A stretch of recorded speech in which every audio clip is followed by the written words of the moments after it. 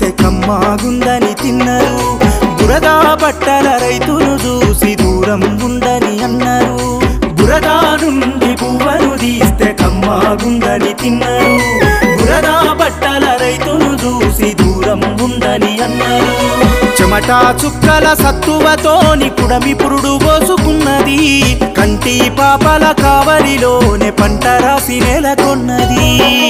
వందనాలు రైతన్న నీకు వందనాలన్నా నీ